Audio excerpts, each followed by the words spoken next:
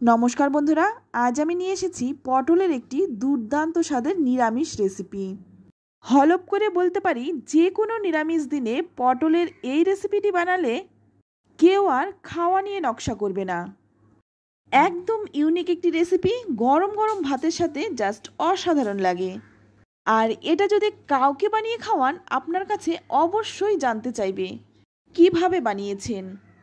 চলুন তাহলে দেখে নেওয়া যাক। প্রথমেই এখানে আমি 250 গ্রাম পটল নিয়েছি। এবার এই পটলের ওপরের পাতলা খোসাটা ছুরি দিয়ে চেঁচে ফেলে দিচ্ছি। তো এইভাবে কিন্তু সমস্ত পটলের খোসাগুলো আমি ছাড়িয়ে তারপর ভালোভাবে ধুয়ে নেব। তো পটলগুলো কিন্তু খুব ভালোভাবে পরিষ্কার করে ধুয়ে নিয়েছি। এবার এই পটলের খোসাটা আমি ছাড়িয়ে নেব। বন্ধুরা, রেসিপিটি দেখে ভালো লাগলে লাইক, কমেন্ট, শেয়ার করবেন। আর আপনি যদি আমার চ্যানেলে নতুন হয়ে থাকেন, চ্যানেলটা অবশ্যই সাবস্ক্রাইব করে আমার পাশেই থাকবেন। এইটুকুই শুধু আপনাদের কাছে রিকোয়েস্ট রইল। তো দেখুন, পটলের কিন্তু সম্পূর্ণ খোসাটা আমি ছাড়াইনি, হালকাভাবে খোসাটা আমি ছাড়িয়ে নিয়েছি। এবার এই পটলের দুই দিকটা একটু একটু করে কেটে নেব। তারপর পটলের মাঝখানে একটু কেটে নেব। তো আমি পটলগুলো কিভাবে কেটেছি সেটাই শুধু আপনাদের একটু দেখিয়ে দিলাম। বাদবাকি পটল কিন্তু এই একইভাবে কেটে নেব। তো দেখুন, সমস্ত পটলগুলো কিন্তু আমি কেটে নিয়েছি। তো এইবার এর মধ্যে দিয়ে দিচ্ছি পরিমাণ মতো লবণ, আর দিয়ে দিচ্ছি সামান্য একটু হলুদ গুঁড়ো। এবার দিয়ে দেব খুব সামান্য একটু চিনি। তারপর 1 চামচ সর্ষের তেল দিয়ে পটলগুলোকে খুব ভালোভাবে মেখে নেব, যাতে প্রত্যেকটা পটলের গায়ে খুব ভালোভাবে নুন হলুদটা মেখে যায়। এইভাবেই কিন্তু 5 মিনিট আমি রেখে দেব। ততক্ষণে একটা মশলা বানিয়ে নিচ্ছি। এই জন্য নিয়ে নিলাম শিল পাটা। মশলাটা কিন্তু আমি শিলেই বেটে নিচ্ছি, আপনারা চাইলে মিক্সিতেও বাটতে পারেন। তো প্রথমেই এখানে নিয়ে নিলাম 1 চামচ সামান্য একটু আদা। ঝালের জন্য দিয়ে দিচ্ছি 2টো কাঁচা লঙ্কা আর একটা শুকনো লঙ্কা। এবার সামান্য একটু জল দিয়ে খুব ভালোভাবে মিহি করে বেটে নেব। তো বন্ধুরা, পটলের তো অনেক রেসিপি খেয়েছেন, একবার পটলের নিরামিষ এই রেসিপিটি ট্রাই করুন। আশা করছি খাওয়া নিয়ে বাচ্চারাও আর নকশা করবে না। তো মশলাটা আমি খুব ভালো করে মিহি করে বেটে নিলাম। এবার রান্নাটা করার জন্য অপর দিকে কড়াই গরম করে নিয়ে এখানে আমি 2 চামচ সর্ষের তেল খুব ভালোভাবে গরম করে নিয়ে তারপর নুন হলুদ মাখিয়ে রাখা পটলগুলো হালকাভাবে ভেজে নেব। পটল কিন্তু খুব বেশি ভাজার প্রয়োজন হয় না এই রান্নাটাতে, হালকা করে একটু ভেজে নিলেই হবে। তো দেখুন, আমি কিন্তু খুব একটা কড়া করে পটলগুলো ভাজিনি, এইরকম হালকাভাবে ভেজে পটলগুলো আমি তুলে নিলাম। এবার এই পটল ভাজার তেলের মধ্যেই ফোড়নে দিয়ে দিচ্ছি 1/2 চামচ গোটা জিরে, 2টো তেজপাতা, আর দিয়ে দিচ্ছি গোটা গরম মশলা। এটা একটু ভালোভাবে ভেজে নেব। এর থেকে যখন মিষ্টি একটা সুগন্ধ বেরোবে, তখন এর মধ্যে দিয়ে দেব বেটে রাখা মশলাটা। মশলাটা দিয়ে খুব ভালোভাবে তেলের সাথে একটু নেড়েচেড়ে মিশিয়ে নেব।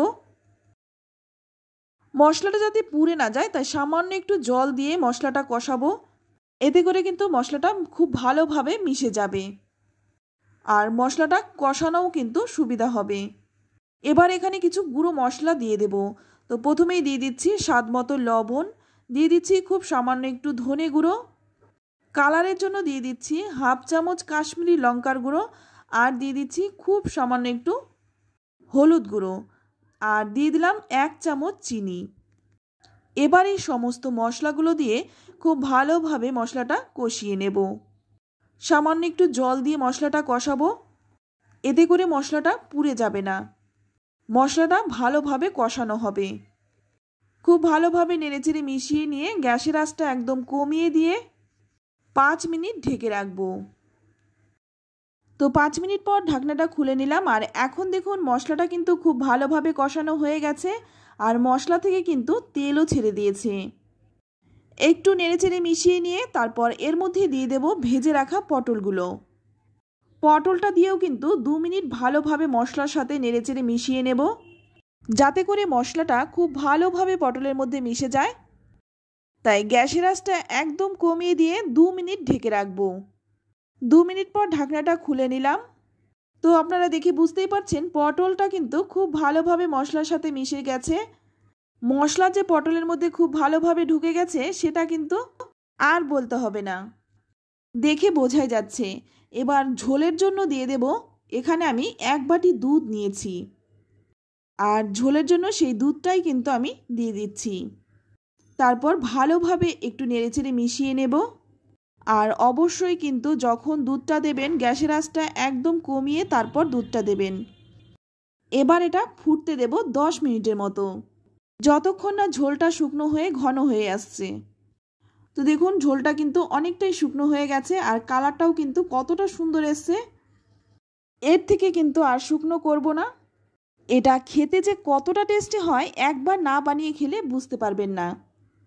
এবার নামানোর আগে দিয়ে দেব 4টে কাঁচা লঙ্কা। তারপর গ্যাসের আঁচটা বন্ধ করে ঢাকা দিয়ে রাখবো যতক্ষণ না পরিবেশন করব। তো বন্ধুরা, নিরামিষ এই পটলের রেসিপিটি আপনাদের কেমন লাগলো অবশ্যই কমেন্টে জানাবেন। ভালো লাগলে লাইক, কমেন্ট, শেয়ার করবেন। আর আপনি যদি আমার চ্যানেলে নতুন হয়ে থাকেন চ্যানেলটা সাবস্ক্রাইব করে নেওয়ার অনুরোধ রইল। তো বন্ধুরা, এটা কিন্তু আপনারা ভাত, ফ্রাইড রাইস, পোলাও যে কোনো কিছুর সাথে পরিবেশন করতে পারেন।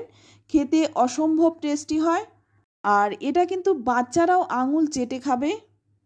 তো আজ এই পর্যন্তই, আবারও দেখা হবে অন্য কোনো নতুন রেসিপিতে।